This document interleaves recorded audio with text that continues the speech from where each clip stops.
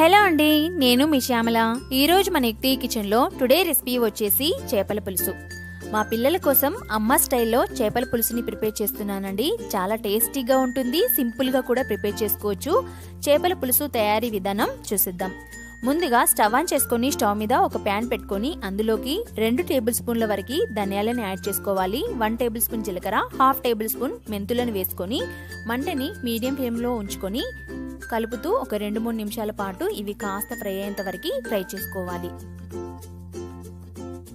చూడండి, ఈ విధంగా ఫ్రై అయిపోయిన తర్వాత ఇలా చక్కగా ఫ్రై చేసుకున్న తర్వాత స్టవ్ ఆఫ్ చేసేసుకొని వీటిని ఒక మిక్సీ జార్లోకి వేసుకోండి.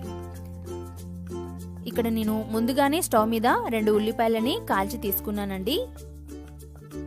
ఈ విధంగా కాల్చిన తర్వాత ఉల్లిపాయ పైన పొర అనేది ఇలా బ్లాక్ గా ఉంటుంది కదా, దాన్నంతా తీసేసుకొని ఆ 2 ఉల్లిపాయలని మిక్సీ జార్లో వేసుకొని మిక్సీ పట్టుకోవాలి.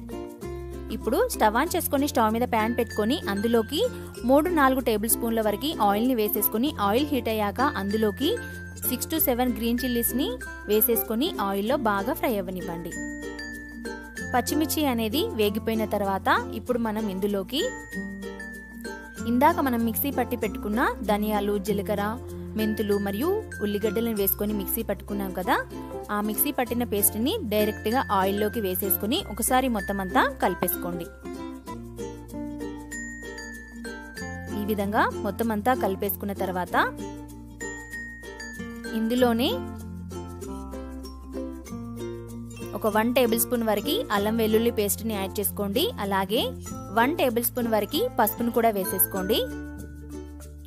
అల్లం వెల్లుల్లి పేస్ట్ ఆయిల్లో పచ్చివాసన పోయేంత వరకు బాగా ఫ్రై చేసుకోండి. ఇలా ఒక 2 నిమిషాల పాటు కలుపుతూ ఫ్రై చేసుకున్న తర్వాత ఇప్పుడు మనం ఇందులోకి రెడ్ చిల్లీ పౌడర్ని యాడ్ చేసుకోవాలి. ఒక 2 టేబుల్ స్పూన్ల వరకు రెడ్ చిల్లీ పౌడర్ని వేసానండి. ఇందులోనే రుచికి సరిపడా సాల్ట్ని కూడా వేసేసుకోండి. ఈ విధంగా సాల్ట్ని యాడ్ చేసిన తర్వాత ఆయిల్లో కారం మరియు ఉప్పు అంతా కలిసేలాగా బాగా ఇలా ఫ్రై చేసుకోండి. ఈ విధంగా ఒక 2 నిమిషాల పాటు ఆయిల్లో కారం అంతా ఫ్రై చేసుకున్న తర్వాత ఇప్పుడు మనం ఇందులోకి చింతపండు రసాన్ని యాడ్ చేసుకోవాలి.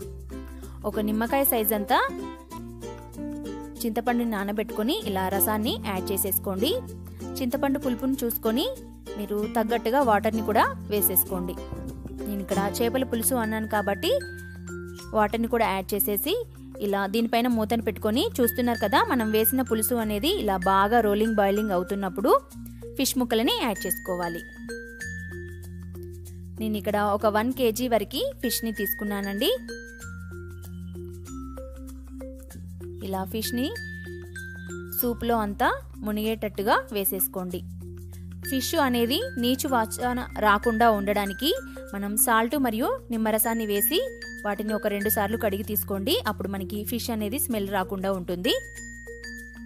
ఈ విధంగా ఫిష్ సూపులో ఫిషెస్ అన్నింటినీ వేసిన తర్వాత ఒకసారి మొత్తం అంతా గరిటెతో సూపులో మునిగేలాగా చూసేసుకొని దీనిపైన మూతను పెట్టుకొని కాస్త హై ఫ్లేమ్లో పెట్టేసుకొని అలాగే వదిలేయండి.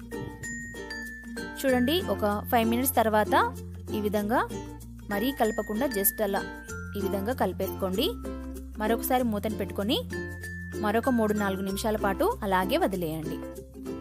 చూడండి, ఇక్కడ మన చేపల పులుసు అనేది రెడీ అయిపోయింది కదా.